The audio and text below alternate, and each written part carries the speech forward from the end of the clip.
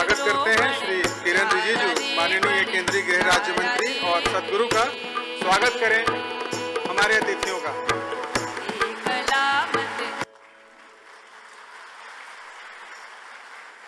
Thank you, the sounds of Isha.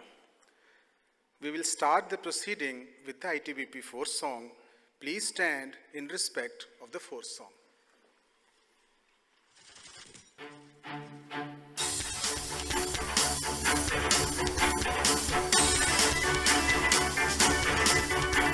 हम सरहद के सेनानी, हम सच्चे हिंदुस्तानी, हम भारत तिब्बत सीमा के हैं प्रहरी सब पहचाने। हम जैसे सैनिक कहीं नहीं, ये सच्चाई सब जाने। हम सरहद के सेनानी, हम सच्चे हिंदुस्तानी।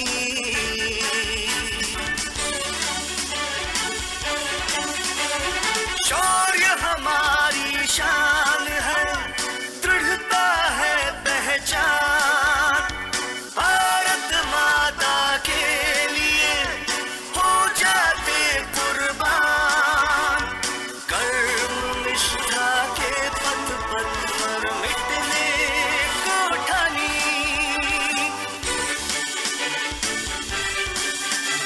हम सरहद के सेनानी, हम सच्चे हिंदुस्तानी।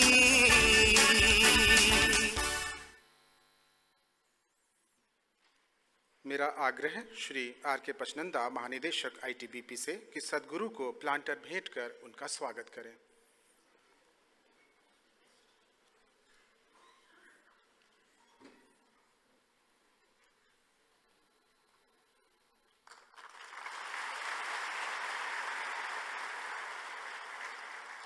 मेरा आग्रह महानिदेशक से कि श्री किरण रिजिजू, माननीय केंद्रीय गृह राज्य मंत्री को प्लांटर भेंट कर उनका स्वागत करें।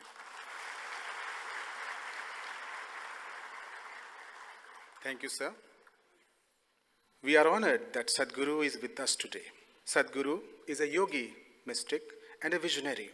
Sadhguru has been conferred the Padma Vibhushan by the Government of India in 2017, the highest amongst the annual civilian awards accorded for exceptional and distinguished service.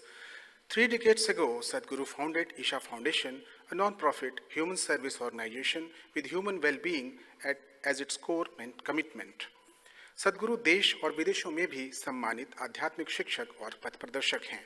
वे स्वयं एक जाने माने माउंटेनियर और ट्रैकर हैं और एडवेंचर स्पोर्ट्स में उनकी गहरी दिलचस्पी है।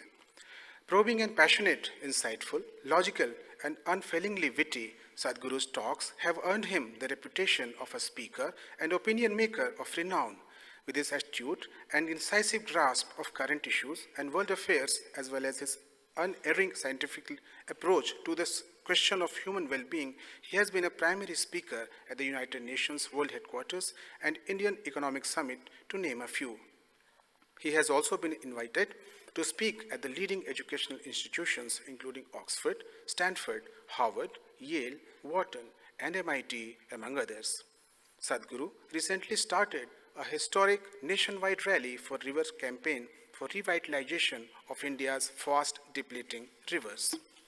With a celebratory engagement with life on all levels, Sadhguru's areas of active involvement encompass fields of diverse as architecture and visual design, poetry and painting, ecology and horticulture, sports, music, and aviation. Ladies and gentlemen, we are now presenting to you a film on Sadhguru and Isha Foundation. आइए देखते हैं सदगुरु और Isha foundation पर आधारित यह विशेष film.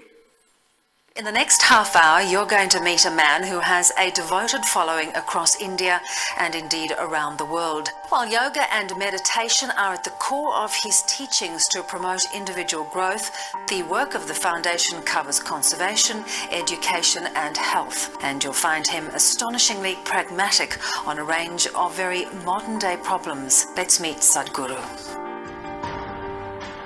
For the very first time in the history of humanity, we have the necessary resource, we have the necessary capability, we have the necessary technology to address every human problem on the planet. Even 25 years ago, we couldn't have dreamt of it. But the only thing that is missing is consciousness.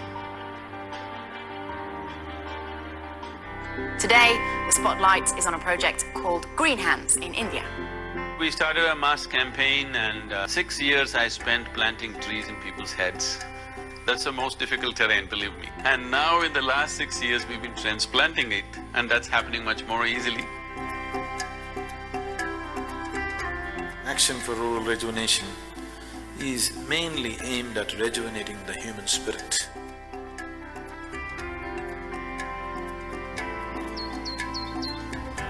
English and computer skills are very essential to make these children come out of the hopeless economic and social pit they are in.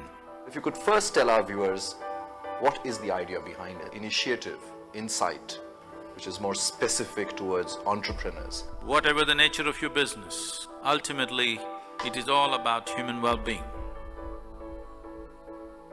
Isha Foundation, a non-religious, non-profit public service organisation headquartered in southern India. Sadhguru has established Isha Institute of Inner Sciences in North America as a space for inner transformation and complete well-being. Surrounded by the serene forests of the Cumberland Plateau, Isha Institute attracts visitors from around the world for its unique programs and special events. We've engineered the outside world in so many ways, but we've done nothing about this one. If you want to know well-being, in is the only way out. This is what I want to teach you too. That is, you can be completely intoxicated without any drug, just on life. This is a shift from wine to divine. How can you love one and hate the other when the same divine exists in all? Spiritual process is not about looking up or looking down, it is about turning inward. See, the only thing that I'm really good at is just this. I can just make the air around me just crackle with energy.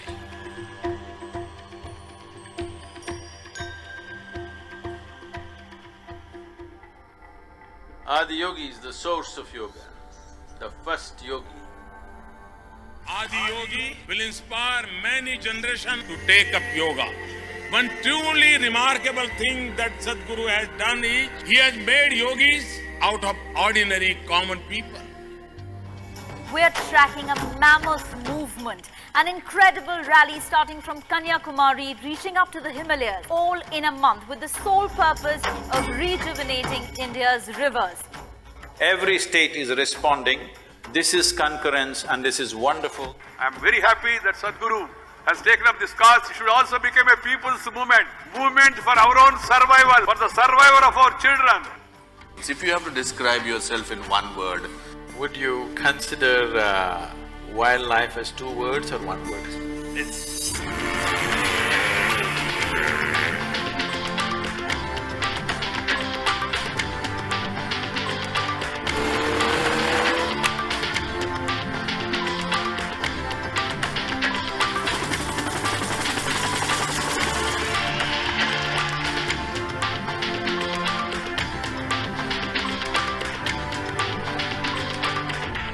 President Pranab Mukherjee felicitating his Sadhguru for all his spiritual contribution.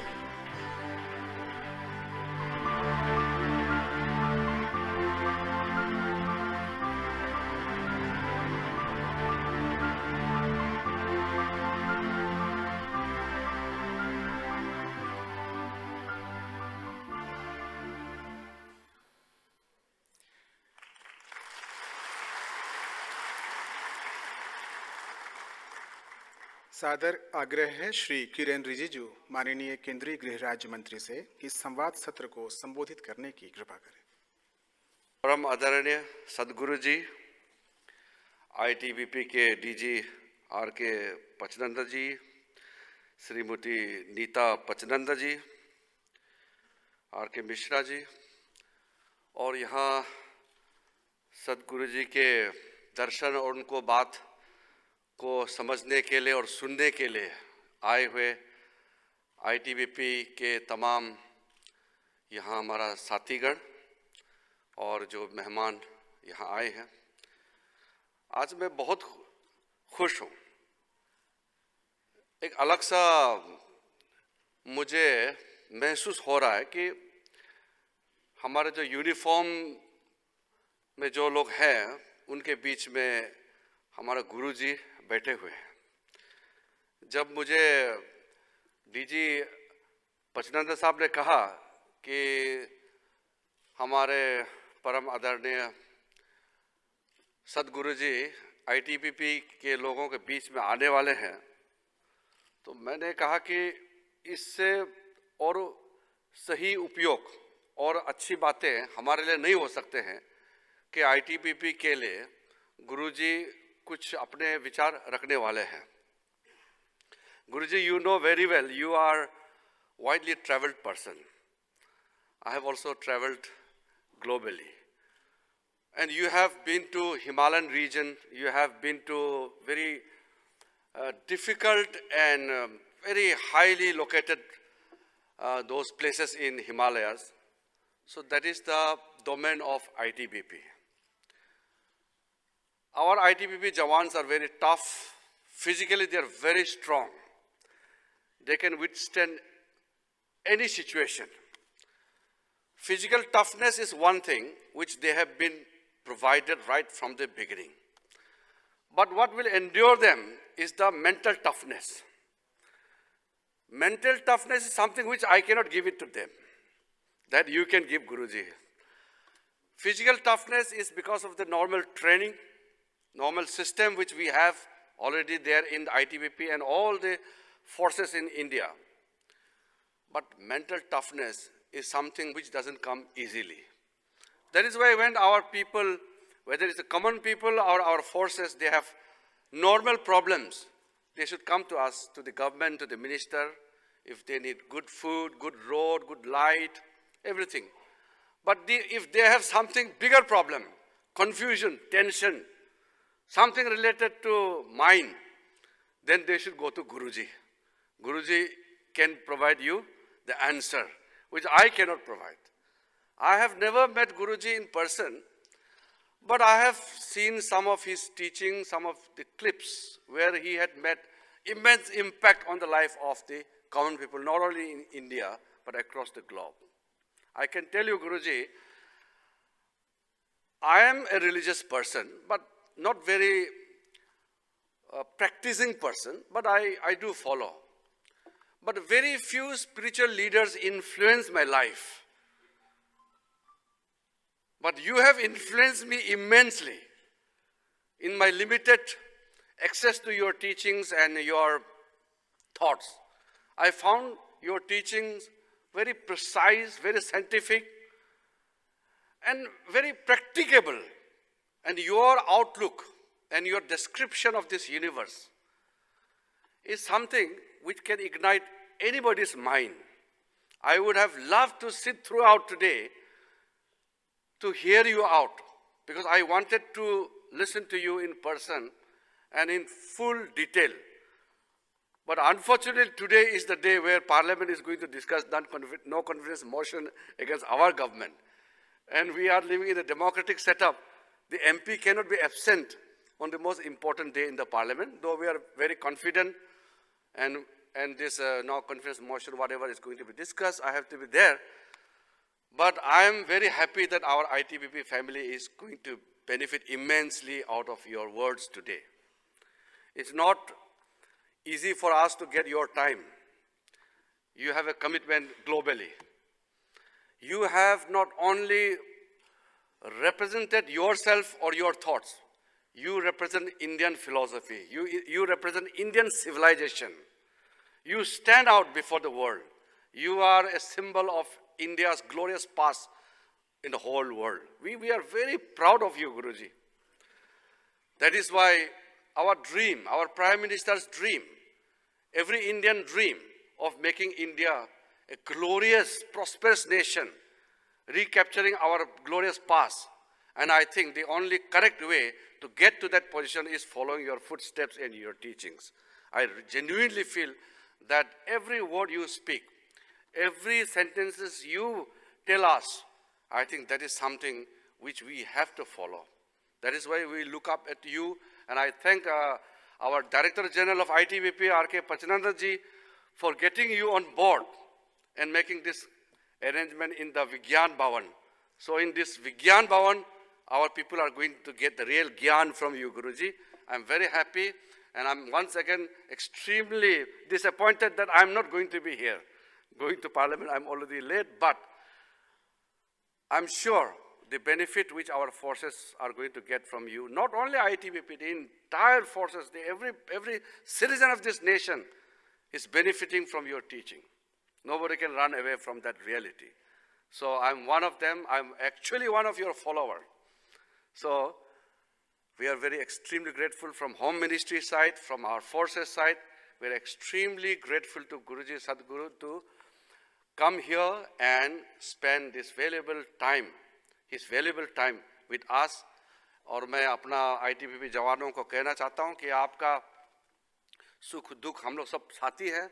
मैं तो जब हिमालय में जाता हूँ और जब 1500 feet, 1600 feet, 1700 feet, 1800 feet के ऊपर में ITBP के जवानों के साथ मैं बहुत बार गया हूँ, रहता हूँ, तो आपका जो मुसीबत है, आपका जो तकलीफ है उस जगह में रह करके वो हम समझ सकते हैं। नॉर्मली यहाँ पे दिल्ली वगैरह में तो हम आराम से अपना ज़िंदगी हम व्यतीत करते हैं, लेकिन उस 1700-1800 फीट के ऊपर में लगातार महीने भर, 5 महीने, 6 महीने बाहर के दुनिया से दूर, परिवार से दूर रहना ये आसान नहीं है। उसके लिए सद्गुरु जी का जो ज्ञान है, उनका जो विचार है, ये बहुत काम आने वाला है। इसलिए मैं आपको बधाई देता हूँ और हमारा जो डीजी साहब है, पचनानी साहब है, उनको खास करके मैं बधाई देता हूँ कि आपने बहुत अच्छा कार्यक्रम रखा। और क्योंकि मुझे संसद जाना है तो मैं माफ़ी चाहता हूँ कि आपके बीच में मैं नहीं रहूँगा, लेकिन आपका जो ये बहुत इम्पोर्टेंट, बहुत ही महत्वपूर्ण समय है, आप इसको अच्छा से ध्यान से गुरुजी की बातों को सुनिए और उससे आपका ज़िंदगी में जो भी फ़ायदा ला सकते हैं उसको आप अपनाइए। आप सबको मैं बहुत बहुत धन्यवाद और ख़ास करके गुरुजी को मैं बहुत बहुत धन्यवाद। जय Hind.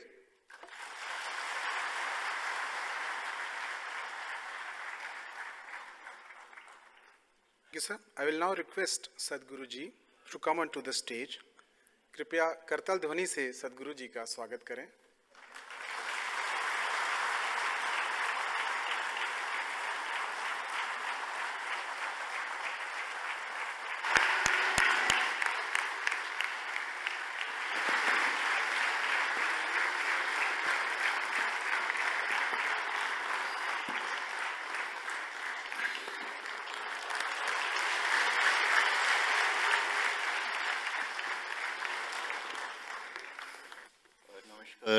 Sadhguru ji, as you would be aware, we are all members of ITP, which is primarily deployed in very harsh terrain and very, very difficult weather conditions. And we remain separated from our families for long duration of time. The duties are also very, very difficult. Kindly guide us as to how can we lead a stress-free life under such circumstances and such kind of conditions.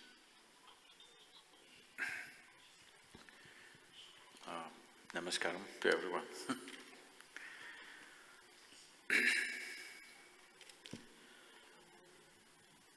As you know that today in the world,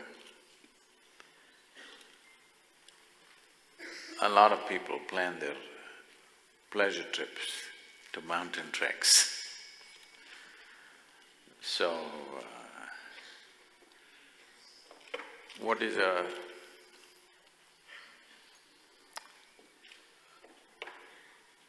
considered a harsh duty, somebody thinks is pleasure. Only thing is they don't have to be there the whole year, that is their thing, they're there by choice.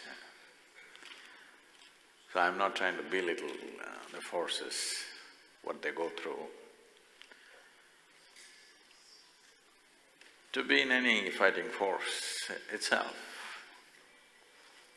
one needs to have a deep sense of sacrifice because we all stick out in some way, but the forces are sticking their lives out, which is not a small thing. And when we talk about stress, there are various levels of stress, physical stress, mental stress. As everybody has said and I myself have seen, from the age of 19, for the next 27 years, every year I was in the Indian part of Himalayas trekking. Last 14 years I've been trekking in Tibet and Nepal. So I've been around where your forces are deployed. My closest contact with your forces is once an ITBP truck gave me a lift for about 20-25 kilometers when the roads were blocked and I was walking alone in the evening. A truck which was, they used to have those four-wheel drive Tata trucks, the big ones. So there were only 4 soldiers and I waved to them and they took me for this 25 kilometers. So that was the closest interaction I had with them. So when you say stress, people who live in Delhi are stressed. People who live in New York are stressed. People who are living in Delhi, they think if they go to America, they will live wonderful. Go and see the people in America, they're super stressed, they're going crazy. 42% of the American population is on some kind of psychiatric medication. If they don't have their evening drink, half of them will go crazy. So people in Delhi are going crazy. Just now the minister said, in Delhi we can be aram. Ask the people in Delhi, they're always screaming complaints. So essentially, stress is not caused by the situations in which we live. Stress is our inability to manage our own system. When your thought, your emotion, your body, your chemistry doesn't take instructions from you, you become stressful. Now the important thing is to understand that this is a very sophisticated machine. What you call as human mechanism is the most sophisticated machine on the planet, isn't it? Highest level of technology. When you're handling something of such high performance, everything else we have created, whether it's a computer or a spacecraft or anything, all has come out of this machine, isn't it? Yes. So this is the mother machine for all that. So this is the most sophisticated machine. I'm asking you, have you read the user's manual? Have you? Read the user's manual. That's the only problem human beings have. They do not know their system well enough. They do not know how subtle it is and what all it can do. If only your thought and your emotion took instructions from you, would you be joyful or stressful? This is there in all levels of life. Every other life recognizes this. I don't know if it's… you okay if I tell you a little story? See, I learned this very young. When I was 10, 11 years of age, I spent a lot of time in the forests of southern India, alone by myself, 3 days, 4 days, as long as my bread lasted. Just 2 loaves of bread and I'm gone. As long as my bread lasts, I just wander around in the jungle, no torch, no watch either. I got my first watch only after I passed my 10th standard. That is how the standards were those days. So, no watch, no torch, no any kind of equipment. But I noticed that every other creature is able to manage, and why is me struggling?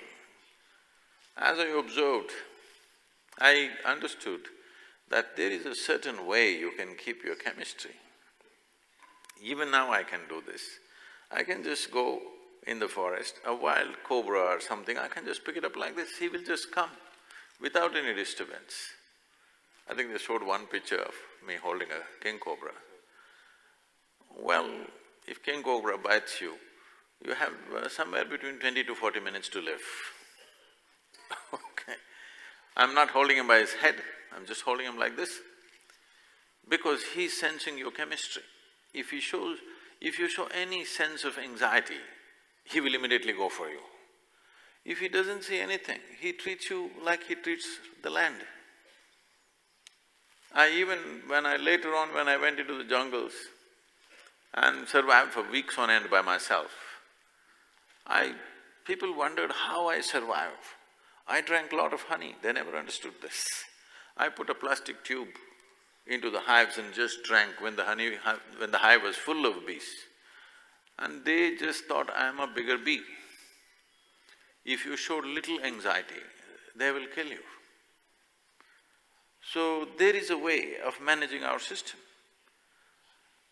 Every human experience, whether stress or joy or misery or blissfulness or agony or ecstasy, everything has a chemical basis to it, isn't it?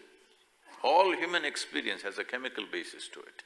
Or in other words, this is a chemical soup. The question is only, is this a great soup or a lousy soup? If I give soup-making ingredients to all the people here, you think same ingredients, you think they will all produce the same kind of soup? 1,000 varieties will come. That's all that's happened to us.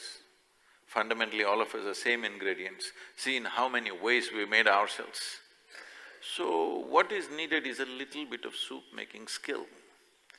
All the time, the world is focused, most human beings are focused on how to handle the outside. No, the most important thing is you know how to handle this. If you know how to handle this, outside is just a play. Very effortlessly you can handle. Right now, everything, in every situation, you yourself are an issue, especially for a fighting force. It's very important, you are never the issue, isn't it? There are issues outside, dangerous issues outside, which need to be dealt with.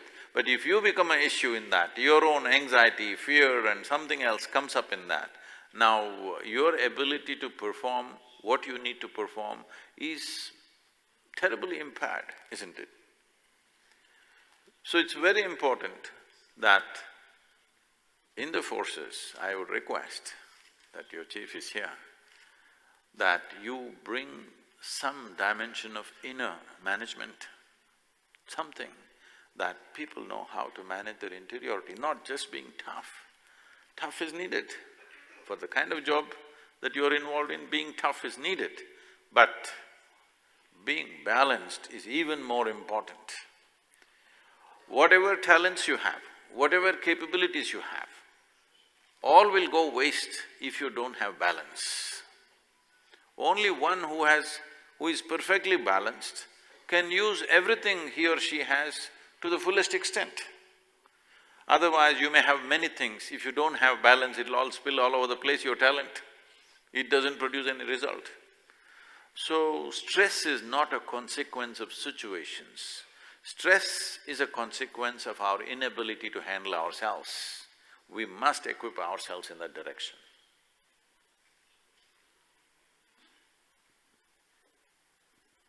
Sadhguru, how can we negate and manage negativity to achieve more happiness in our life?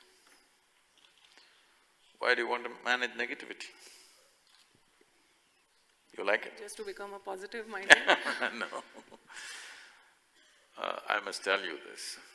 Many years ago when I first went to United States, wherever I went, everybody was talking about stress management. I kind of wondered, why would anybody want to manage stress? Because in my understanding, we manage whatever is precious to us, our family, our business, our wealth, our money, whatever is precious to us, why would you want to manage stress? It took me a while to understand, people have made a conclusion that stress is a part of their life. Stress or negativity or whatever you want to call it is not a part of your life, you're making it up, isn't it? So, your negativity, where is the manufacturing unit? No, where is the manufacturing unit? Where does it come from? From yourself. You just have to shut down that factory. Why do you want to manage a factory that you don't want? If you're producing something that you don't want, Why are you trying to manage it? What you want, you must manage, isn't it? So, oh, is it that simple? Will it go away? The thing is this, no positivity comes, no negativity comes from within you. Only thoughts come. Yes? Thoughts come from what? From whatever you have seen today, from whatever you have experienced in your life. Based on variety of inputs that have gone into you, thoughts are getting generated. Now you want to defeat a particular thought, you want to fight it. I know you're a soldier, but there are certain things you cannot fight because they don't exist. How to fight something that you don't exist? Can I tell you a joke? Hello? Yes. This happened to an Indian man who went to California, of course as a technology person. Then he started playing in the stock market, and in 1996, I think, he made a huge amount of money. He had a windfall, hundreds of millions of dollars he made. And just the previous year, he had divorced his wife very appropriately, because in California law, if you divorce, you have to give 50% to your wife. After he divorced his wife, he made this huge amount of money. He's already over 60 years of age, so he wants to spend it on himself. He bought himself a Ferrari, 1932 Ferrari, which is $36 million. He bought a $80 million home in Beverly Hills. Like this, he went about splurging upon himself. Then he decided to have a medical test. In Northern California, there are medical institutions which are swankier than 7-star hotels. It's not like some dreary medical test that you go through in the forces. 15 days you admit yourself, you can choose your tests. All kinds of esoteric tests, they'll check your aura, the length of your aura, the color of your aura and all this kind of stuff. So, a nice place, it's like a resort, and they appointed a young woman, pretty-looking woman, who was taking care of him. He liked the entire experience. On the fourth day, he was lying down in his bed. Unfortunately, what should happen in the toilet happened on the bed. Now he saw how to clear up this mess, he's messed up the bed. Not knowing what to do, he was thinking about it. Just then he heard the footsteps of this young lady who was coming towards his room. He didn't want this young woman to see the mess on the bed. Unfortunately, in America, ladies don't walk quietly, they walk talk, you know. So when he heard this talk, he knew she's coming, he doesn't want her to see this mess. Not knowing what to do, he picked up all the sheets and threw it out of the 5th floor window. Down below, a regular man was just going home from a party. Such an unfair world. See, a man is expected to walk on a round planet and the damn thing is spinning all the time. With great difficulty, this they realize only after parties that the planet is round. He was walking sideways and going home. It helps to go sideways, isn't it? He was walking sideways and going home. Just then the sheets came and covered him. He screamed and yelled and fought with the sheets. It took him over 2 minutes to get the sheets down. By then the security came rushing and they asked, "What's all the commotion about?" He was standing there, dazed, looking at these white sheets on the ground. He said, "It looks like I've beaten the shit out of a ghost." So these are ghosts that you create and then you fight. If you enjoy the fight, fight for some time. But you must know these ghosts are your creation. And the ghosts that you create, if you win over them, then you're really lost, isn't it? So there is no need to fight negativity, you just have to understand it's you who is creating it. If there is a little distance between you and your thought process, is it true that you're not the thought, isn't it? It's your thought. Is this your little finger? This is not this, yours. It's your finger, it's not you, isn't it? Similarly, it's your thought, it's not you. So, what is you and what is yours? If there's a little space, These things are finished in one shot. So we can give you a simple process, it's called Isha Kriya, it's available on any phone, you can download an app and just do it. This will be wonderful for the forces because the physical demands, I'm saying, the physical demands that are there on a person when you're in the mountains. Every year, I've been there for more than 40 years, in some mountains all the time. Now in August, I'm going to Tilicho Lake in Nepal. Yeah, about 17,400 feet, I think. So every time I go to the mountains, my body creaks, tough, muscles hurt, knees hurt, bad toilets or no toilets, all this, then I think, oh, I've done enough mountains, this is it. This year I'm closing it. But within 3 months, again I'm planning the next trip because in spite of all the physical stress that happens to you, there is something that you cannot do without out there. I'm sure when they're there, they're cursing it, you send them back home, they want to go back to the mountains.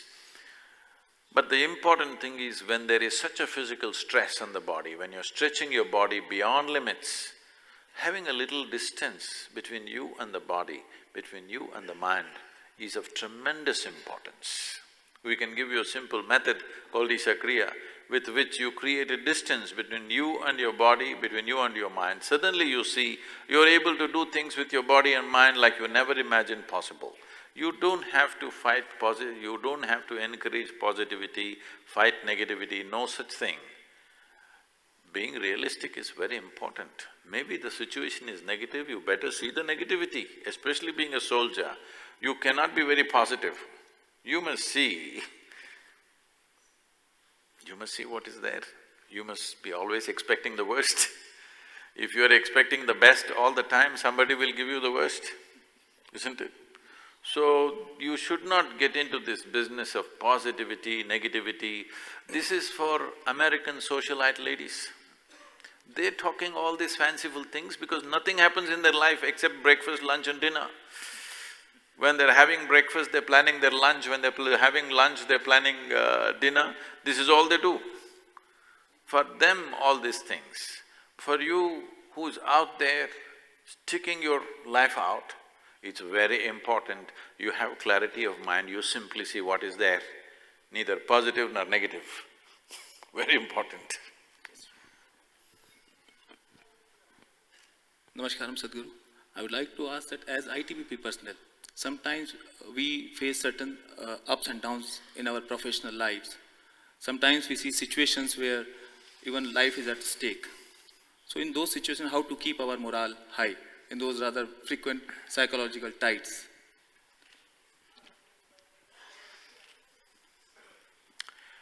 See, human mind is a complex, very complex structure.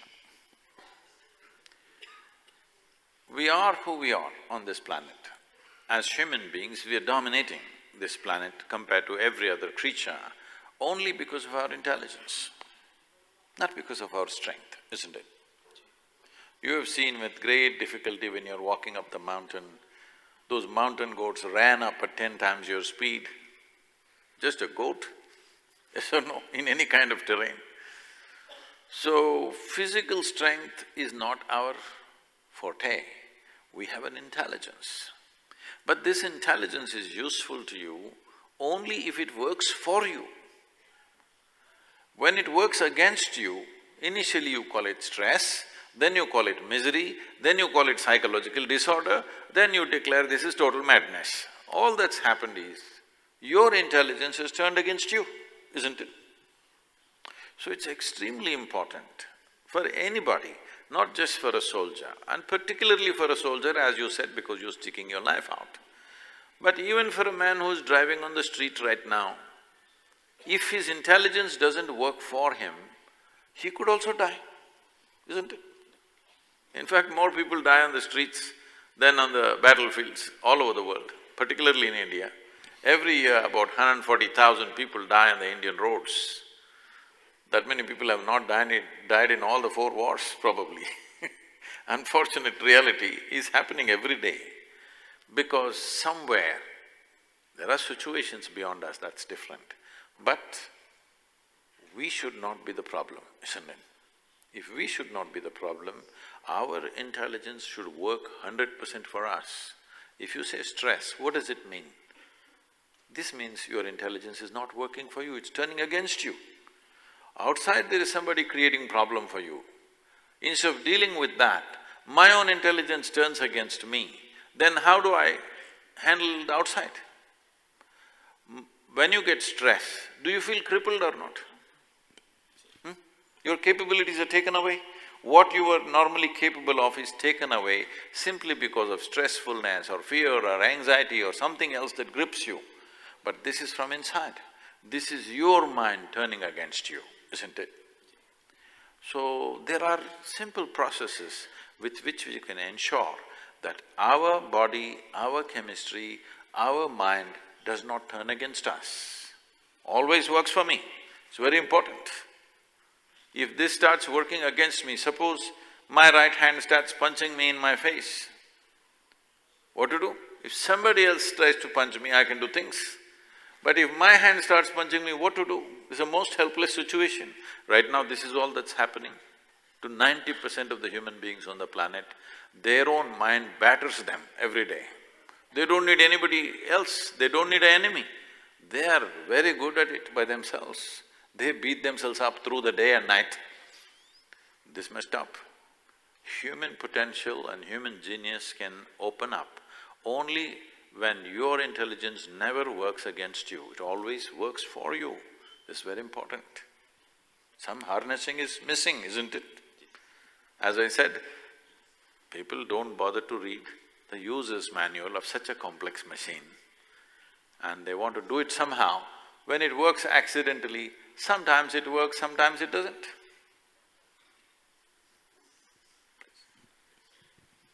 Sadhguru, unity in discipline, harmony, camaraderie, these are all the strengths of the armed forces. In your opinion, what more is required for us to make us stronger from within? Balance. Balance and clarity. If one is absolutely balanced, you will see suddenly human beings are able to do things that they never thought they could do in their life, simply because they're balanced. So you must understand this.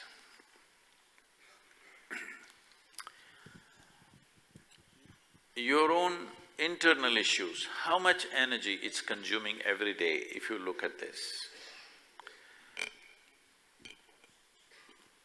Just to tell you from my own experience, see, for almost 25 years of my life, I, on an average, slept between 2.5 to 3 hours a day.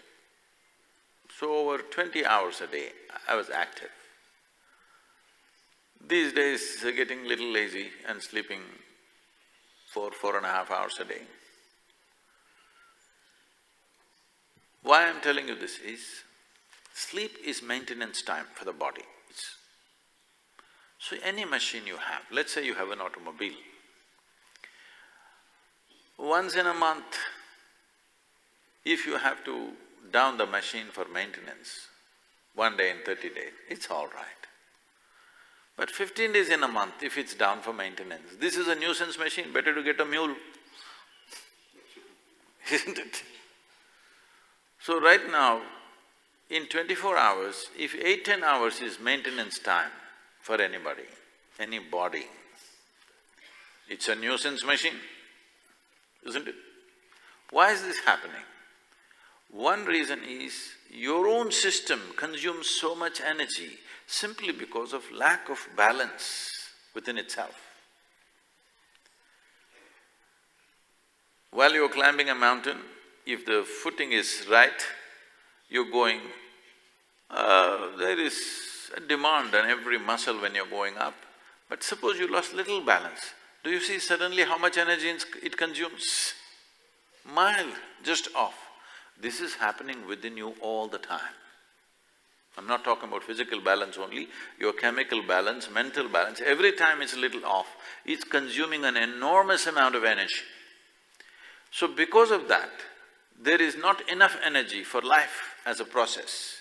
Because of that, there is more maintenance to the system because it's out of balance.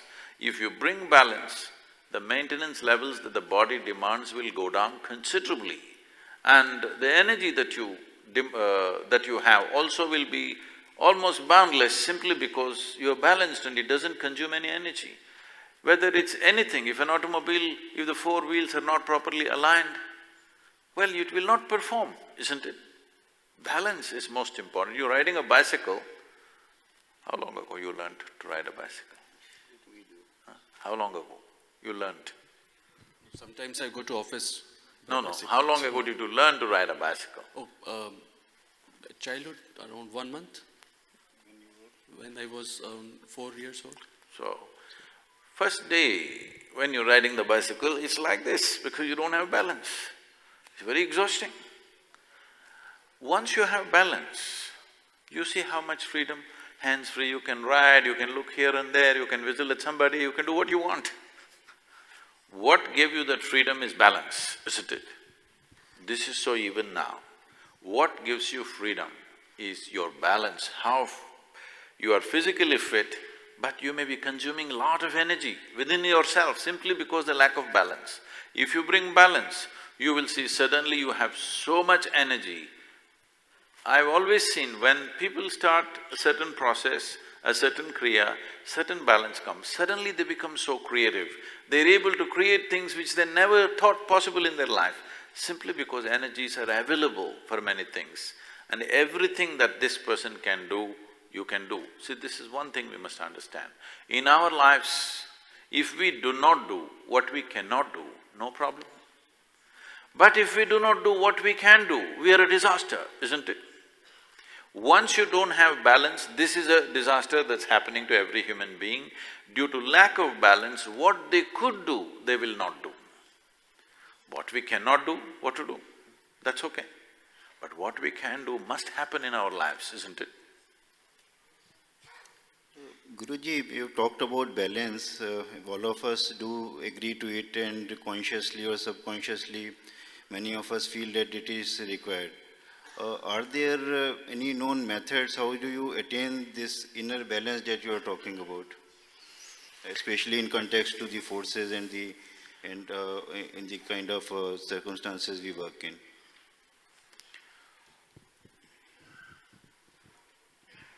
For the forces particularly, we have structured a program of what is called as Upayoga as a preparatory step. It is part of a larger system called Angamardana. Angamardana literally means to kill the limbs. Killing the limbs means, if you have prepared your body in a certain way, you don't know whether you have limbs or not, it's that comfortable. Somebody is dead means what? You don't feel their presence, isn't it? So, your limbs are in such a state that you don't feel them. Just imagine going up the mountain, if you couldn't feel your limbs, what a fantastic thing it would be. Or in other words, to master the limbs in such a way that they are in a certain state. One is of physical strength, another dimension is of balance. For this, there's a combination of things, a system of Upayoga, along with what is called as Isha Kriya. This is something you can anybody can download on their phone. It's guided, initially you do it guided for some time, afterwards you can just do it anywhere, anytime. Initially you practice like a proper practice for 12 minutes a day or once or twice a day.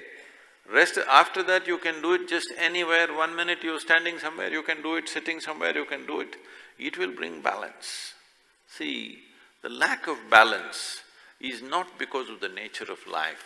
Lack of balance is because of the way we're holding our life, the way we understand and hold our life. This is the lack of balance. But life itself is absolutely balanced, otherwise it wouldn't happen. Just to tell you how balanced it is, just look at this. Inhalation, exhalation, inhalation, exhalation, inhalation, exhalation. Next inhalation did not happen, poof, this man is gone. See how fragile it is. There must be tremendous sense of balance to balance life that is so important for me, on such a simple thing. Just the breath going in, going out. If it goes out and it did not go back, it's finished. That fragile it is. At the same time, how sturdy it is, how many things a man can do. It is absolutely balanced. It is on this balance that the life is happening. You have to get in tune with your life. You are naturally balanced. Balance is not something that you have to create. It is there in the process of life. Imbalance is happening only because of your thought and emotion. If you get closer to your life process rather than to your thought process, you will be naturally balanced. There is a physical process, physiological process, psychological process and a life process. You're essentially life or body or physiology or psychology. Which one are you? Life? Your life? These are all attachments, isn't it?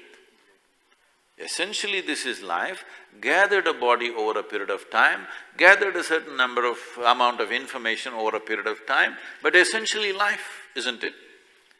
So if you are close to that, which you call as life, balance is natural. Imbalance is happening only on the level of psychological space. But right now people have attached importance, significance to the psychological process more than the life process. This is an import from Europe. It's a European way of approaching life where thought is most important. In this culture, in the yogic culture, we give no significance to your thought. You think whatever damn things you want, we don't care a damn what you think about it. Because life is more important. You must decide now. Is your thought more important, life more important? Yes, but just because people are thinking in a certain way, they're even willing to take their life, isn't it? Yes? Psychological process, when it becomes more important than life process, even suicide will happen. It is happening, to young people. Even children below 15 years of age, last year over 7,000 children below 15 years of age have committed suicide in this country. 15 years of age. When you should be exuberant with life, because we are committing ourselves to thought process rather than committing ourselves to the life process. We are here as a life. Physiology and psychology is an additional aspect to us. But when you become very aligned with your psychological process, which is all over the place, balance is impossible. If you get aligned with the life process, you are perfectly balanced, always. Just feel this and see what kind of balance is there. Life is being balanced between inhalation and exhalation. How fragile, but how fantastic.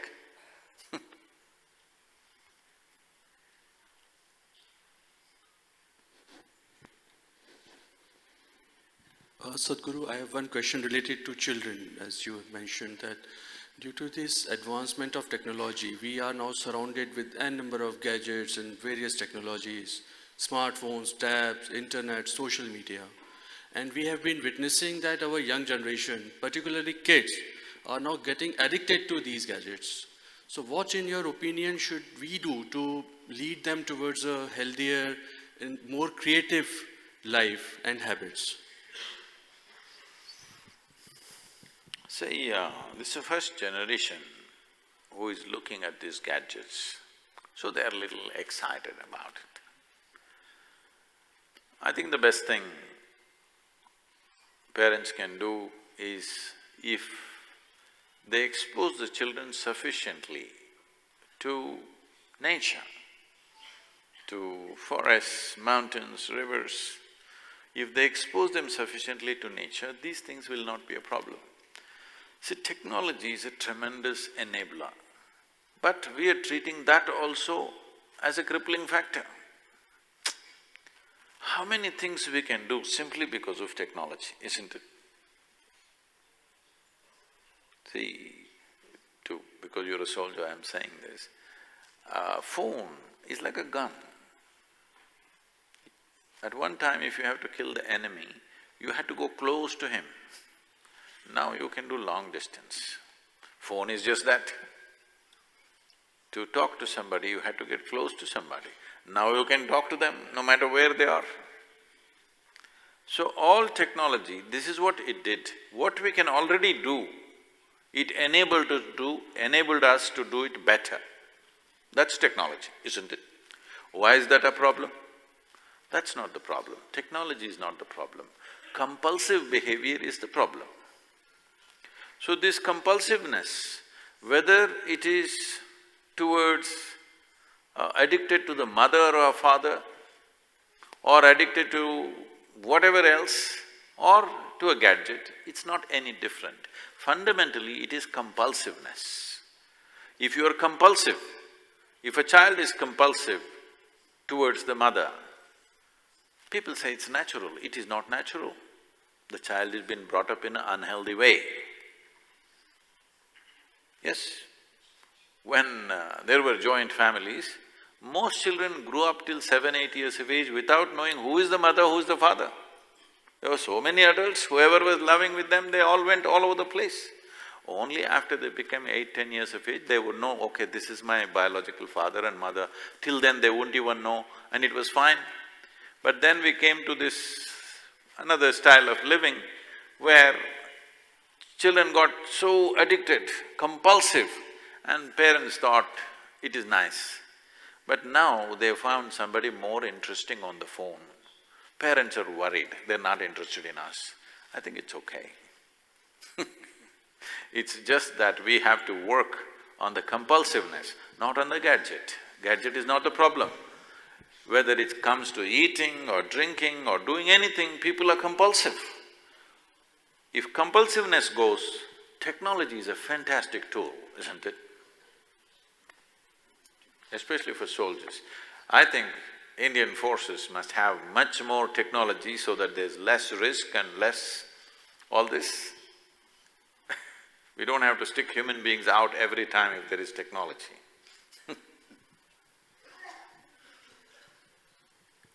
Sadhguru, with your permission, can we take questions from the audience, please? अगर यहाँ उपस्थित जनसमूह में से यदि कोई प्रश्न पूछना चाहता है तो उसका स्वागत है। फाउंडेशन के वॉलंटियर से आग्रह है कि यदि कोई प्रश्न पूछ रहा हो तो उस तक माइक पहुँचाएं। एनीवन? अपना हाथ आप रेज कर सकते हैं, वॉलंटियर्स आपके पास तुरंत पहुँचेंगे।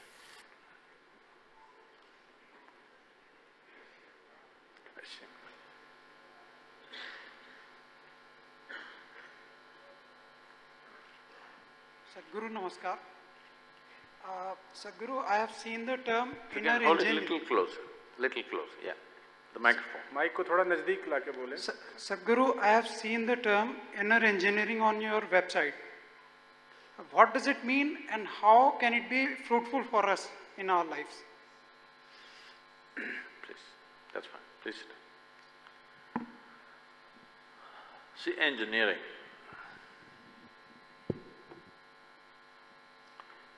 Let's say this building is well engineered.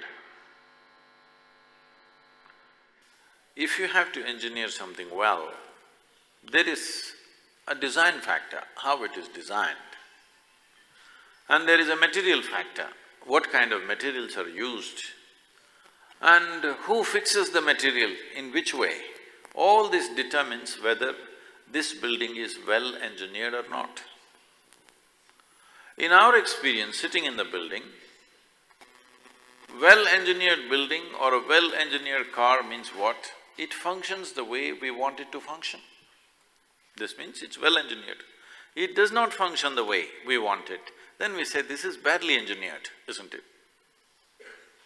So when it comes to yourself, design is fantastic, you can't question the design of creation, it's too fantastic. But what kind of material are you putting in? This entire body is constructed from the food that you eat, isn't it? Fortunately, it is so capable, whatever nonsense you put, still it manages. But do you want to just manage or do you want to function at your highest level? This is a question. Some people think if they just manage to live, it's okay with them. But you must decide, because it's a crime against life that you did not realize the full potential of this life is a crime, isn't it? Not against somebody, against this life. If you try to commit crime against somebody, they will have the resistance. But when you start committing crime against this life has no resistance, isn't it? Totally helpless. So, if you want to realize the full potential of what this is, it's very important, it's well engineered. Well engineered means design must be great, design is great, with this there's no question. Material that you put in must be appropriate, and who fixes the material also must do it with utmost skill and consciousness. With as much consciousness you do, how consciously somebody has put these nuts and bolts together decides whether this is going to come down on our head or not, isn't it so? The same thing goes for this. How consciously has this been put together decides whether this is going to work for us or against us. So inner engineering is a 32-hour process, focused 32 hours. It's formatted in different ways, 7 days, 5 days, 3 days, in many different ways. But essentially, we need 32 hours of focused time where we can teach you a simple methodology with which you understand, experientially understand, not intellectually, experientially understand what you need to do with your body, what you need to do with your mind, what you need to do with your chemistry, and above all, your fundamental life energy, how to handle these things. In a way, this is a basic user's manual. How to manage this, how to make use of this, that's all. But it needs 32 hours of focused time. If you're willing to give that much time, yes. Otherwise, a simpler process is Upa Yoga, which takes 5 to 6 hours. You can start with that, and when you see the benefit, you can look at a longer process. We are doing these programs all across the world. We are doing these programs as a part of the DOPT, what do you call that? All the IAS and IPS officers, I think you come under IPS, isn't it so? So all the IAS and IPS officers in many batches have been doing this program for the last few years because it's the efficacy of the program which kept it going. Millions of people have done it around the world. What it means is, just to tell you in terms of experience, many things have happened, I can't go into those things, health, well-being, all that stuff, there are millions of examples. But the most important thing for me is, there are millions of people today, if they as much as simply close their eyes, tears of ecstasy will come. People may ask, is it good for a soldier to be ecstatic? Should he be always angry? Should he be always hating somebody? No. Soldier, in our country at least, we call them defense forces. Well, when they have to fight, that's different. But a soldier is there to avoid the fight, not to fight. Yes? The soldier's role for the country is to see a fight doesn't happen. An effective soldiering means there should be no fight in the next 100 years. If every day we are fighting, we are not soldiers, we are rowdies on the street, isn't it? Real soldier means he manages such a level of strength and discipline that no fight happens. He prevents fighting, he doesn't fight. But to prevent fight, you must be having certain capabilities and strength and force, otherwise you cannot prevent it, because we've still not reached that kind of a global situation where everybody is in that level of consciousness. There is a reality to address. So, is it useful for a soldier? 100%. We would like to see blissful soldiers. Why not? Namaskar, Sadhguruji. Sadhguruji, for me, life is to shine, to serve for nation and to love. यहाँ सबके अलग-अलग अंदाज है, सबकी definition अलग है. But we all want to know your views, your thoughts about life. What is the purpose of life, sir? If life had a purpose, when you fulfill it, after that what would you do? Please sit down. If life had a purpose and you finished it, then what would you do? The beauty of life is, it's such a phenomenal process, it doesn't need any purpose, it's fantastic by its existence. The important thing about life is you must know the ecstasy of your existence, not of doing something, achieving something. When you say a purpose, you're talking about an achievement. There is no achievement, what is there? We'll all die, that's the achievement. If you think life is some kind of a race that you have to win, that means you must leave soon, if you're a winner. Hello? Isn't it? Suppose you believe life is a race that you want to win, then you must go today, so that all the losers, we will stay. So life is not a race like that, a purpose to fulfill, nothing like this. It is just that if you pay enough attention to it, it is such a phenomenal process, phenomenal beyond all your understanding. All that life demands is involvement, absolute involvement. How profoundly you're involved, that will determine how fantastic your experience of life will be. On the way, we have things to do. You have soldiering to do, I have teaching to do, somebody else something to do. This is according to the requirements of life around us. But for this life, there's really no purpose. It's just fantastic.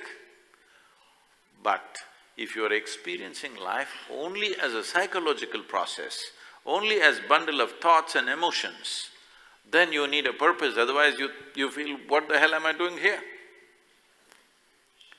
If you experience life itself, the way it is, see, fundamentally your life, then you gathered a body slowly, isn't it? This body happened slowly, isn't it so? You gathered it, then you gathered a certain level of mind. What you gather can be yours, can never ever be you, isn't it so? Huh? You can say, these clothes belong to me, you cannot say it's me. Isn't the same true with your body? It belongs to you, but it's not you because you gathered it, isn't it? You must get this point now. But one day everybody gets it in the end. But those who get it now will live their life fully. Living life fully does not mean doing anything in particular, it is just that your ability to experience life needs to be enhanced. If you know the ecstasy of your existence, then life is so fantastic, you will never look at a purpose. See, when you're very happy in your life, do you seek a purpose? No. Only miserable people are always seeking a purpose, isn't it? And they find missions to do, and some people find God-given missions. Once they're doing God's work, they do the most terrible things. People who claim that they're doing God's work have always done the most terrible things on the planet, isn't it so? Simply because sense of purpose drives you like this. No, to do a particular activity, we will have purpose. But for life, there is no purpose, life is a purpose unto itself. There's nothing particular to do with life. With situations, of course we have purposes. Right now you're a soldier, you have a certain purpose. I have some work, I have some purpose. But that is only the activity that we're performing.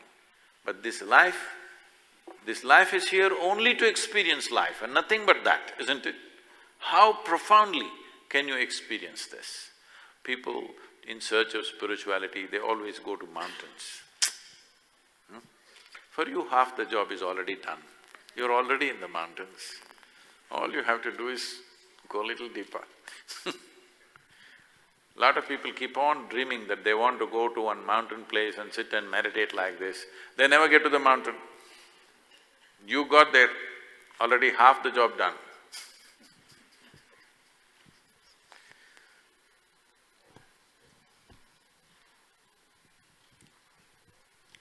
Sadhguruji, kindly… Yes, how can I use hardness?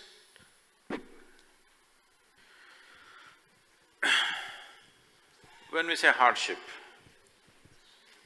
life can be only physically hard. Mentally hard happens because of you. But physically hard can happen because of terrain, because of situations, because of variety of things. So physical hardship may involve some pain. So physical hardship, people who go through physical hardship always come out stronger. Is that so? Always. Your very training is a fact. Probably a training to be a soldier is harder than fighting a battle. Except for the risk involved, in terms of hardship, training looks like purposeless hardship, always. This is true for a soldier, this is true for a yogi. Early in the morning, 4 o'clock, get up and do yoga. Mind will ask, you idiot, why are you up? Everybody is sleeping. Yes, even for the yogi this problem is there. Mind will ask, you idiot, what are you getting up at 4 o'clock in the morning and what are you doing? Everybody is sleeping, they wake up and drink coffee at 7 o'clock. What are you doing?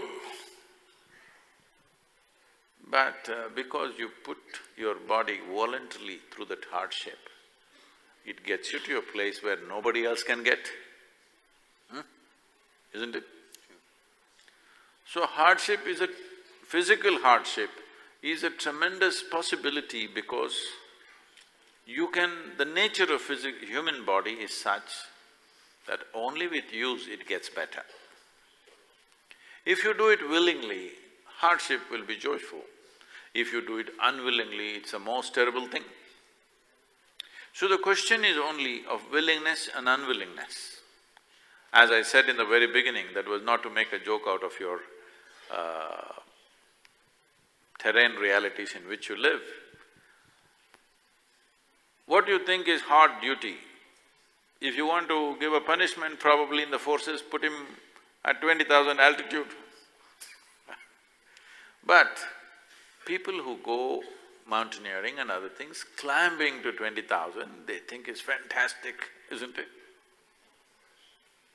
So what is the difference? The difference is only mindset. Somebody is doing it willingly, somebody thinks they're being forced to do it. That's all the difference is. So this is all life is. Wherever we are, anything we're doing, any given moment of our life, if we do it willingly, it's like heaven. If we do it unwillingly, it's our hell, isn't it? Anything, just anything. Do you like gulab jamun?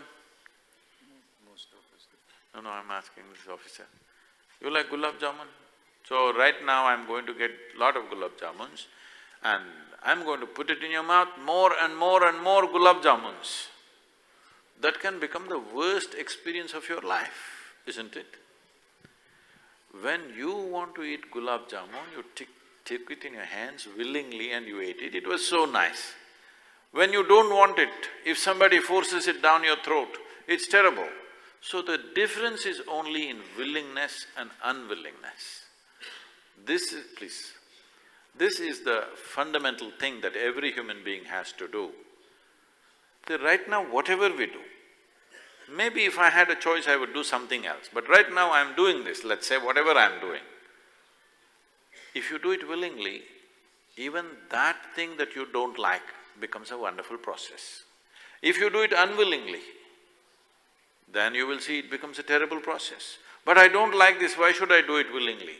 Okay, see, if your choice is to suffer, please do it. If you don't like it, you don't do it tomorrow. But today when you're doing it, you do it willingly. If you do it willingly, even that thing that you think you do not like, even that becomes a great pleasure and becomes a process of growth for you. So definitely physical hardship can be used in a big way to bring balance and well-being to yourself. Psychological hardships are entirely your making. Nobody else is doing that to you, only you can do that to you, isn't it?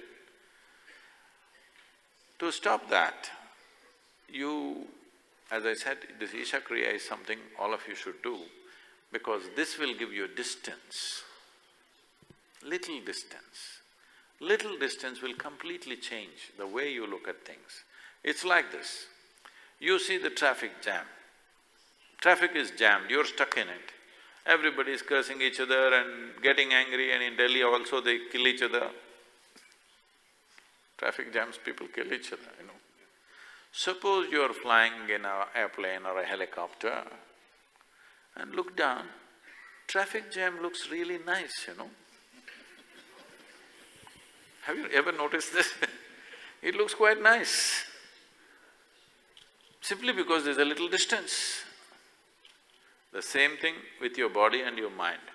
If you create a little distance, when I say distance, you must understand this. Your body you gathered, your mind you gathered, it is possible to create a distance.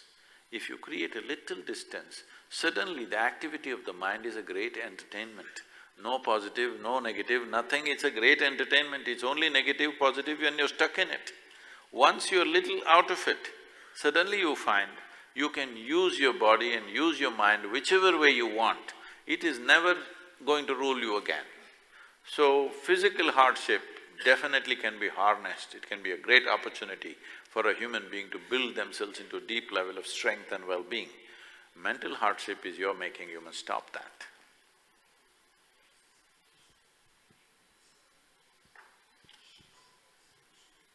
Please, some of the ladies are raising their hands.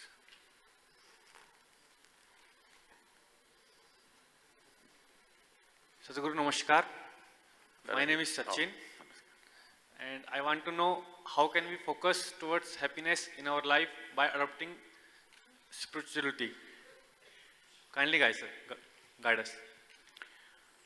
I think we've gone through this in a certain way. See, you don't focus on being happy, there's no such thing. The reason why most people are miserable is because they're not only trying to be happy, they're trying to be happier than somebody else. They want to be happier than somebody who's sitting next to them, they will become miserable. You don't have to focus on happiness. Tell me, when you were 5 years of age, were you naturally happy? Yes? At that time, somebody had to make you unhappy, isn't it? Today, now you are asking how to be happy, somebody has to make you happy now. No, nobody need to make you happy or unhappy. It is just that you have taken the world inside. You need to understand, there is you, there is world. We engage with the world to whatever extent we want. This is why we are given these lens caps, which we call eyelids. If you close, world should go away, isn't it? But for most people, if they close their eyes, more will happen in their head than ever before. So certain discipline has to be brought into the system, that somebody being happy is not because they're focused on happiness. It is just that misery happens because your thoughts are compulsive and out of control. If your thoughts were taking instructions from you, right now, I just want to experiment with you. Can you think of a flower?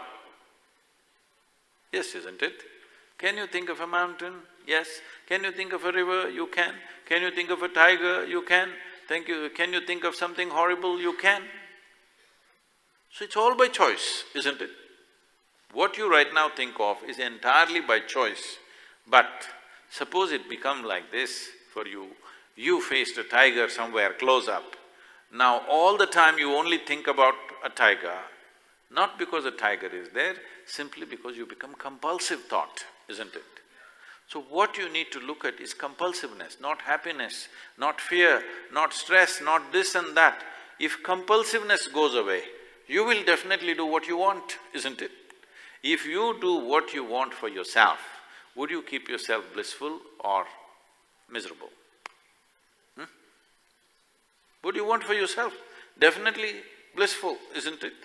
The problem is, your machine is not taking instructions from you, it's become compulsive.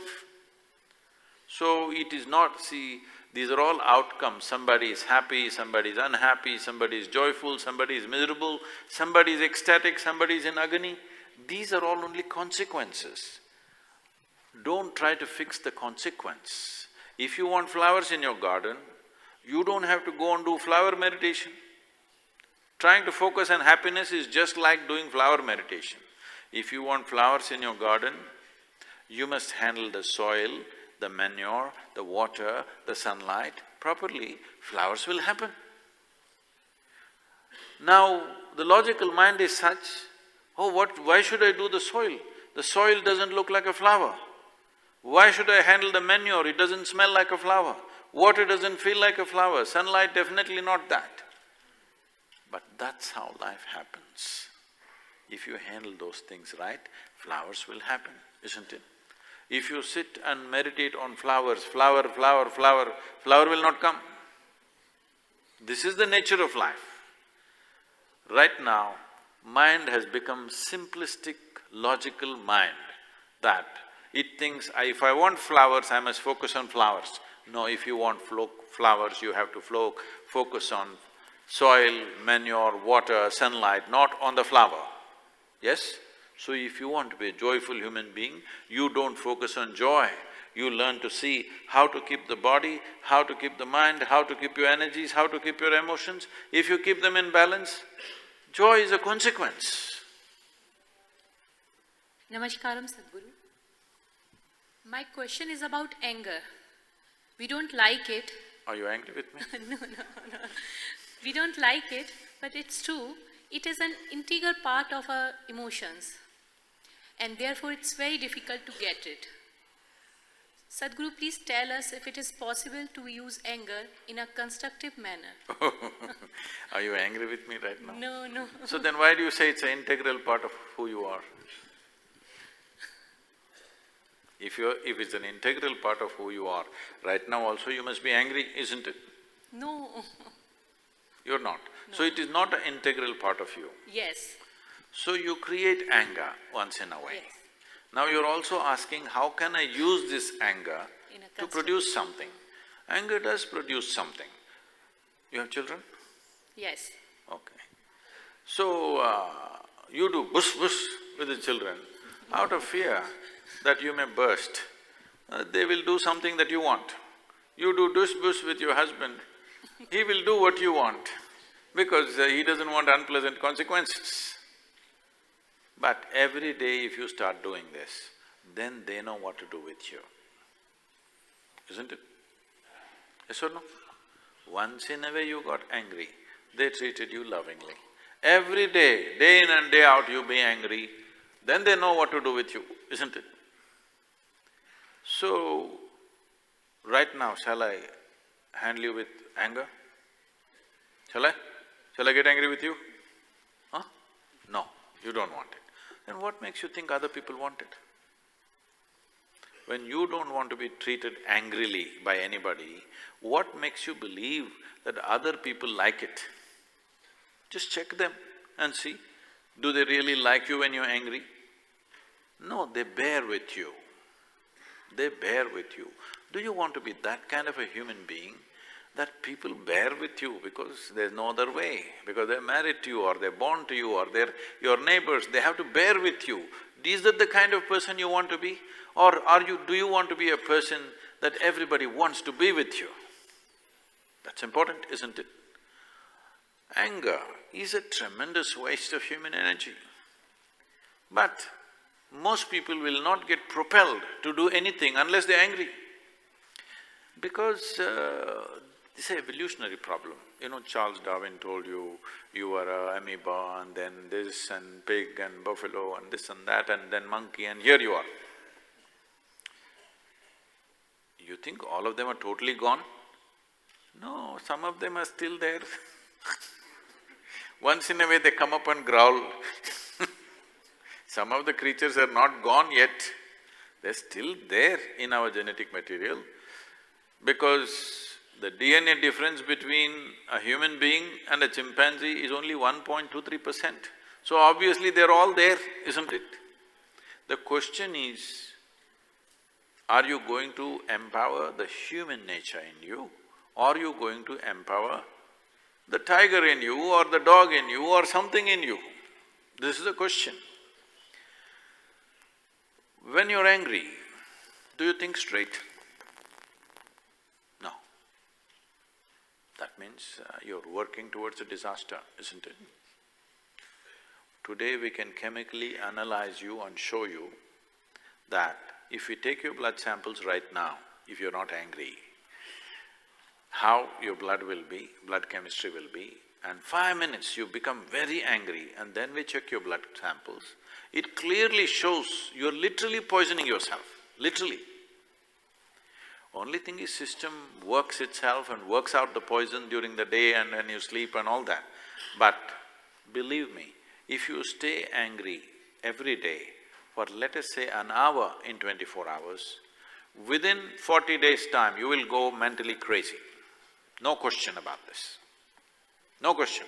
100% you will go. Nobody can sustain anger for more than a few minutes because it demands so much energy. Have you noticed how much energy it takes to be angry? Because of that, you are saved. But suppose you remain angry for 1 full hour intensely every day, within a month, month and a half, you're gone. Mentally you'll be broken. That's the kind of damage it's doing to you. How can you even say, can I use my anger to fix… Who are you thinking of? I know that poor man. No. It's very, very important. It's very, very important, especially mothers who have children. A child should never see what is anger in your home, do you understand? Never see what is anger, what is hatred, what is jealousy, these things they should not see. They must just grow, then they will blossom like flowers with fragrance. If you treat them with these kind of pesticides, anger is like pesticide. Immediate treatment, something happens. But tomorrow you get poisoned, everybody knows that now, isn't it? You spray a lot of pesticide on the food, immediately it's treated, infection gone, but tomorrow you yourself got poisoned. This is very clear to us now, isn't it? This is just like that. With anger, you can get something done immediately, but it's not worthwhile because long term, it destroys your life. This is anger, resentment, jealousy, these are poisons that you drink, but you expect somebody else to die. Life doesn't work like that. If you drink poison, you die, it's a very fair life.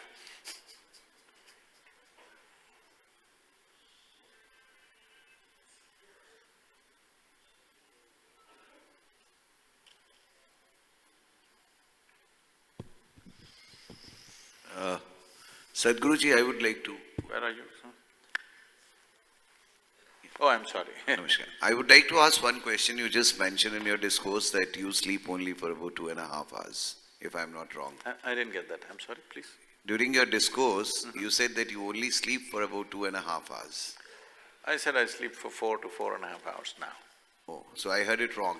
No, you heard it right. For 25 years, I slept only 2.5 to 3 hours. But even the medical science says that one needs to sleep at least for 6 to 7 hours. So how do you explain your fitness, your agility and your… See, medical science doesn't say that, doctors say that. Okay. I'm asking, how many doctors are really healthy on this planet? Please check it out. In fact, unfortunately, in the world, when you study to become a doctor, you study not health, you study medicine. Yes or no? You study medicine. The program itself, the course itself is called as medicine. So I don't know whether it's there to serve human health or the pharmaceutical industry. Because pharmaceutical industry has become larger than the food industry on the planet. We're eating more medicine than food. So obviously we are serving the pharmaceutical industry, isn't it? The entire system is created like that. Well, today a whole lot of people are talking about alternate systems of medicine.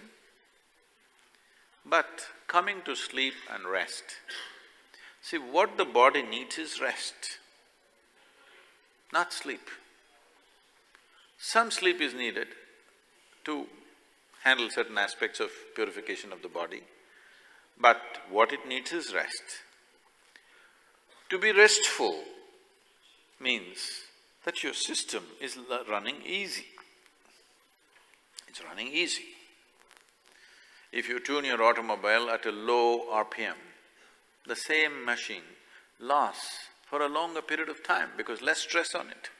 If it's running at a high RPM, it wears out soon, isn't it? If you… I'm speaking right now, so my pulse rate is somewhere around 56, 58 like this. But if I simply sit quietly, if my stomach is empty, I will settle down to 36. So this is very restful. This will not die of stress, it may die of exhaustion because I'm pushing myself like that, but it will not die of stress for sure. When there is lot of stress, that means the system is in an agitated state. The body wants to switch off for a longer period of time. If you… have you noticed this on a particular day, you are very happy, very happy. Do you see you need much less food and sleep on that day? Have you noticed this? That's all. If you are totally blissed out, you need very little food and very little sleep. This means what? In some way, misery means friction in the system, isn't it? More friction, more fixing needed, more maintenance needed, it's going down too often. If there is no friction, you will see slowly the amount of maintenance the body needs comes down quite dramatically. When… these days, I'm not that much there, but there was a time, 3 nights if I don't sleep, full day I'm active, night I'm active, doing work or sometimes driving or riding motorcycles. 3 days if I don't sleep, 4th day morning I'll still be fine. Not anymore if I can manage 1 night, but 2-3 nights. No, maybe 2 nights I can still manage. I can't go for 3 nights. After 2 nights, next day morning I will crash. But there was a time when 3 nights if I don't sleep, I will just be normal. Nobody will notice any difference in me, I will do everything properly. Because you're restful, your system is at ease. Everybody must keep their system at ease if they want to do many things. Otherwise, the body itself is consuming all the energy. What is the point? Activity should consume the energy, isn't it? Body itself is consuming the energy because of the way we're keeping it. Everything matters, the geometry of the body, how you keep it. See, the efficiency of any machine is essentially in its geometry. So in yoga, we spend a lifetime just learning how to hold your body, how to sit is a big thing. You can sit any way you want, but if you sit in different ways, it consumes different levels of energy. Right now, as you sit here in a restful pose, 20% of your energy is consumed by your brain. Of all the energy that's happening, see, brain is only this much, so such a big body, this consumes 80%, this small part consumes 20%. Now, how you keep this will determine how much energy, excess or limited, you consume. So most of the time I don't have a single thought on my mind, so I sleep less. And there is no such sleep quota. You should not deprive yourself of sleep, that is dangerous. But if body is well rested, it'll wake up and that's great. So how much sleep you need should be determined by the day's activity, not by a prescription. On a particular day, you've been physically very stressed, so it demands more sleep. And another day it is less stressed, it demands less sleep. That's how it should be. There should be no prescription, you must sleep for 6 hours, 8 hours or whatever. And this is also because of the type of food they're eating. Largely these prescriptions come from Western countries, and the type of food they're eating will definitely make them very sleepy. You must understand this. All the carnivorous animals sleep much, much more than the herbivorous animals because they eat a full meat diet. If a tiger eats a meal, he usually doesn't eat for almost 12 to 15 days.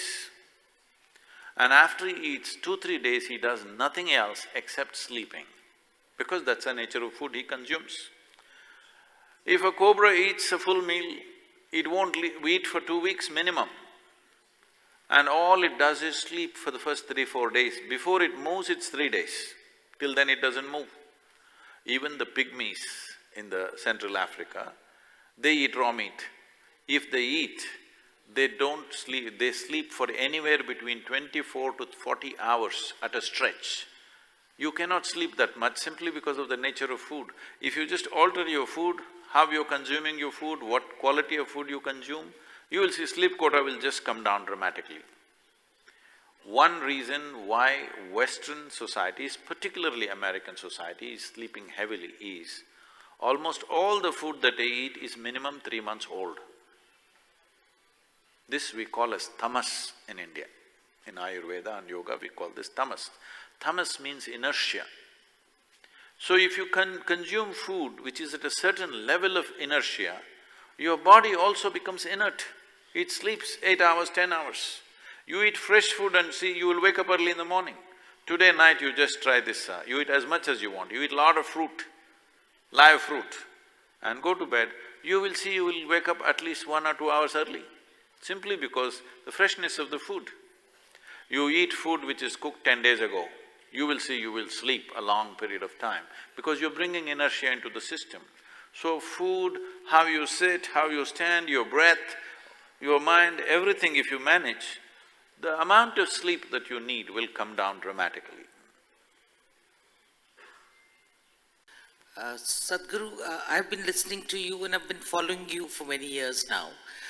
You've been talking about individual balance, whereas man is a social creature.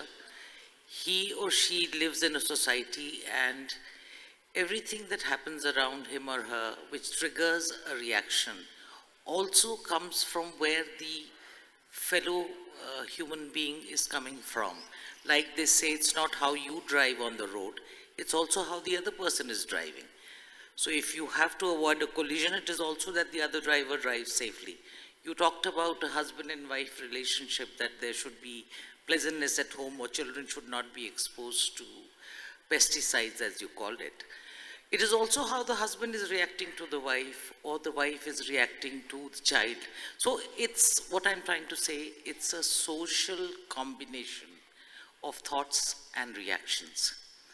Now people like you who are influencers in society, I'm sure today you've seen the pulse of where especially society in India is going.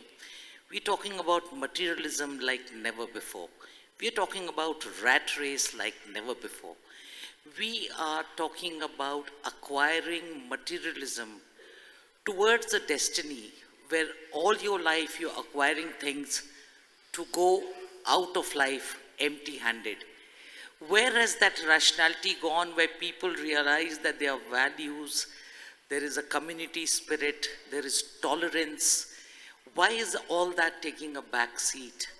And Sadhguru, people like you definitely need a role where you need to let at least the Indian society wake up to these things. It's a mad, mad race. आप जिंदगी भर जुगाड़ कर रहे हैं, बटोर रहे हैं, अंत में खाली हाथ जाने को. तो वो खाली हाथ हम पहले से क्यों नहीं? We are trying to live a life which is good for us, which is good for everybody around us. You can create a balance if there's balance around you.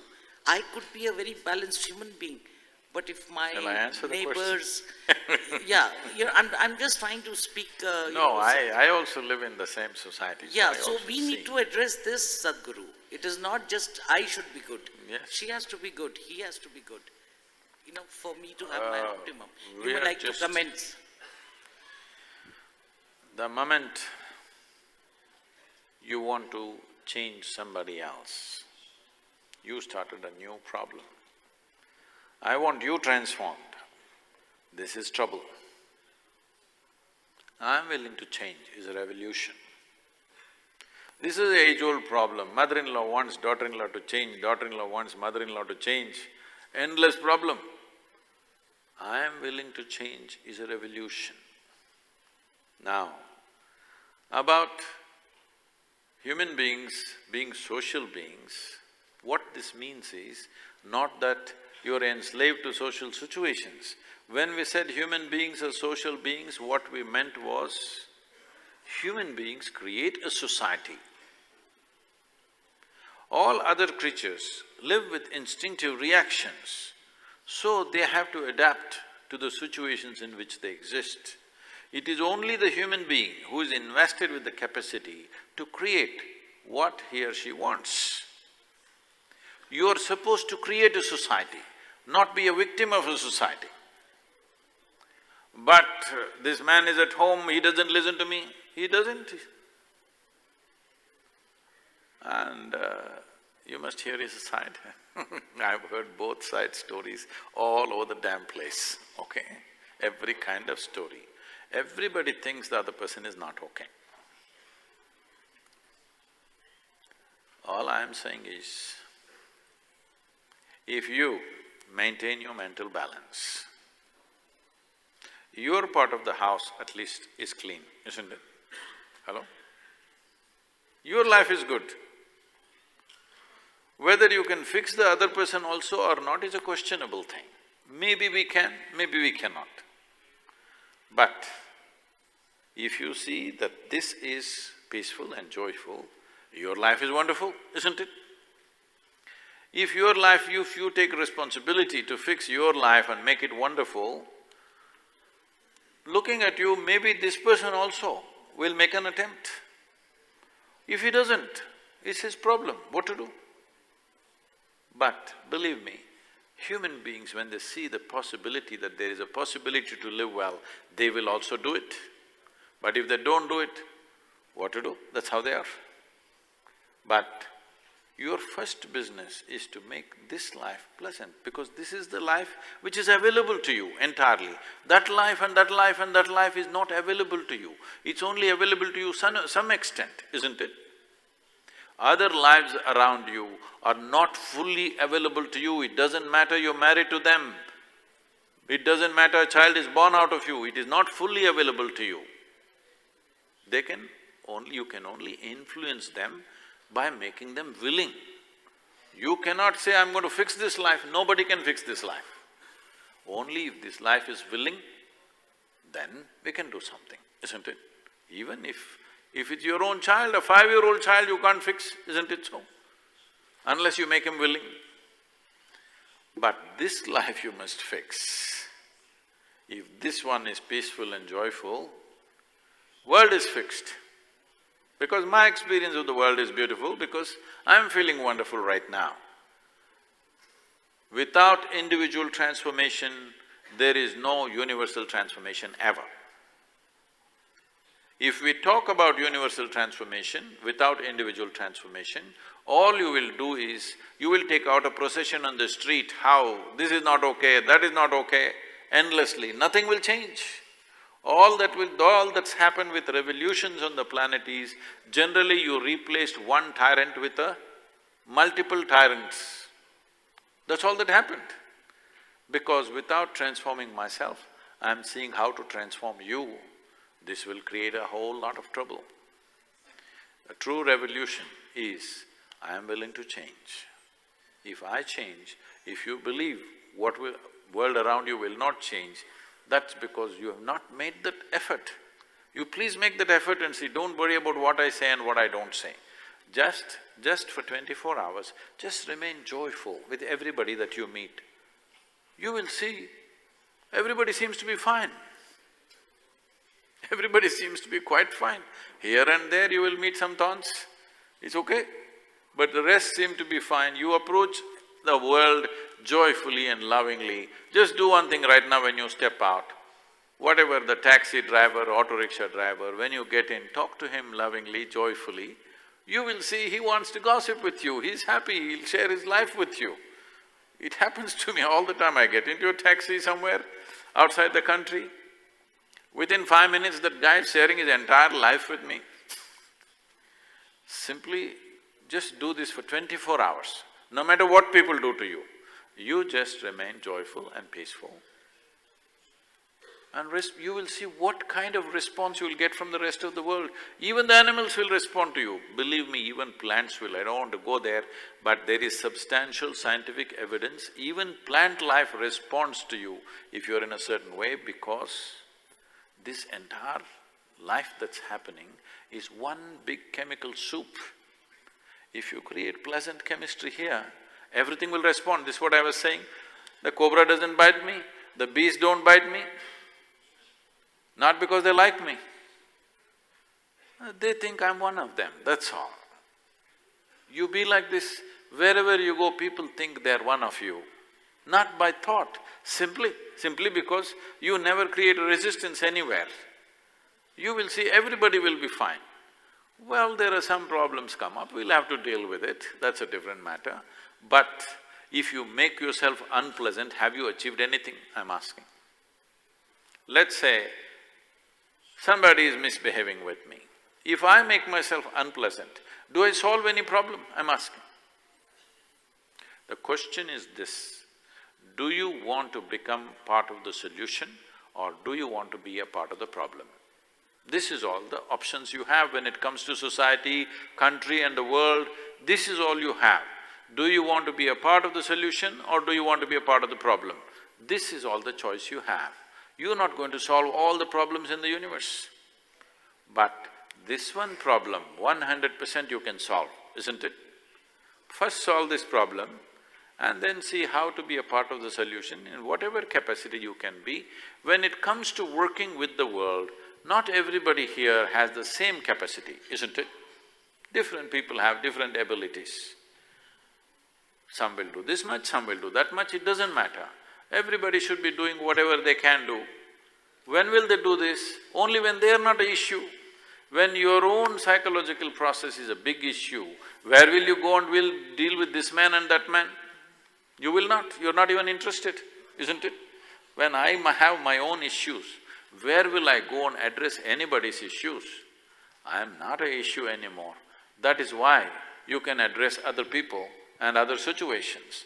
So when it comes to the social, national and global situations, this is all the choice you have.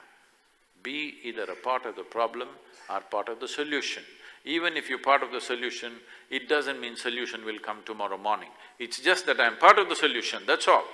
It may move 1 inch, it may move all the way, we don't know. But we are moving towards solution as a larger entity. But as an individual, you should not be the problem. You should never be the source of problem in your life, at least. We are a problem. See, now we are sitting in such a big hall here. Before we came here, there must have been so many insects and snakes and worms and everybody who made a home. We just… extermination, isn't it? We are a problem, the very way we are existing itself. But do we want to be a part of the solution? That is the only question, isn't it? For being a part of the solution, the most important thing is, I am never the problem. In any given situation, I am not the problem. Make that happen. Guruji, in the end, while you conclude this conversation, would you like to leave a message for all the Himveers, all including those who are right now serving the border? We'll try to send the video across to them, just briefly. To every one of you who have dedicated your lives for the safety and security of this nation, I want you to understand that one thing, nation is deeply, deeply indebted to you. Whatever activity we are doing in our lives, whether it's business, politics, spirituality or anything that we are doing is only possible because of your service and sacrifice. Without that, none of these things will be happening.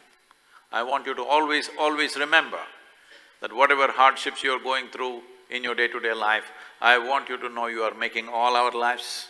Please have the fulfillment of knowing that we are who we are doing what we are doing only because of all of you protecting the borders and taking care of this situation for us.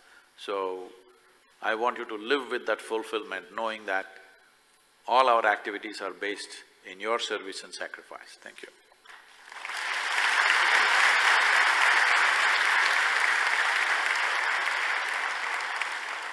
धन्यवाद सद्गुरु। प्रश्न बहुत हैं लेकिन समय सीमित है। ध्यान में रखते हुए हम यह संवाद सत्र जो प्रश्नोत्तर का था समाप्त करते हैं। निश्चित ही हमें कुछ महत्वपूर्ण प्रश्नों के उत्तर मिले हैं जो हमारा जीवन उत्साहित और सकारात्मक बनाए रखेंगे। I will request Shri R.K. Pachnanda, DG ITBP, and Shri R.K. Mishra, ADG ITBP, to come onto the stage.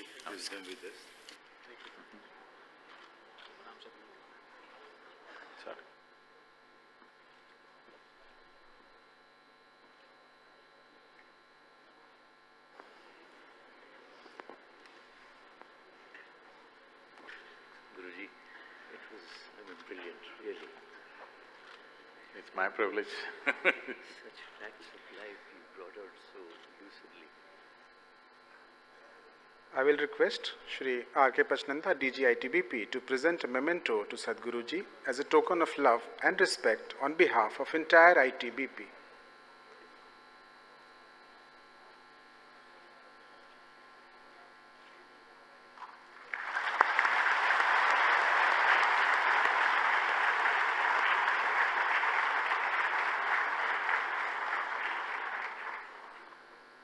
Thank you, sir.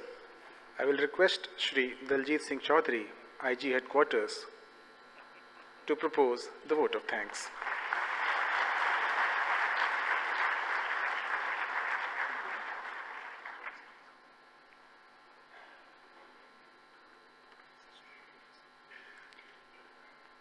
Very respected Sadhguruji, Shri R.K. Pachnanda, DG ITBP, Shrimati Neeta Pachnanda, President Hawa, Shri R.K. Mishra, ADG ITBP, all the senior officers, Himveers, ladies and gentlemen.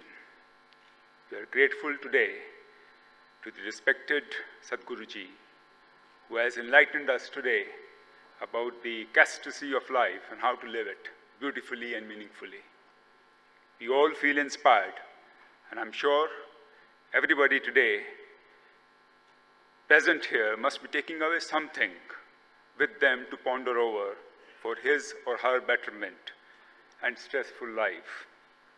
The inspirational interaction will go a long way in motivating our troops who leave no stone unturned in delivering their services in the arduous terrains and inclement weather conditions.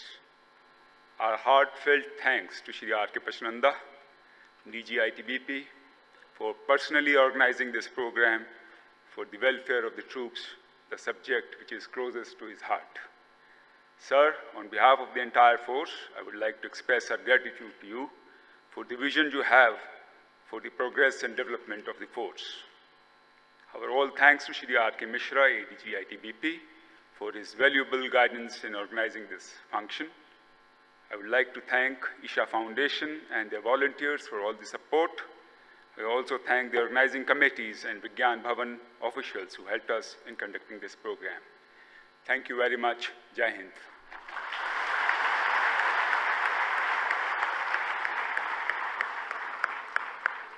धन्यवाद। आइए हम सभी राष्ट्रगान के सम्मान में खड़े हो जाएं।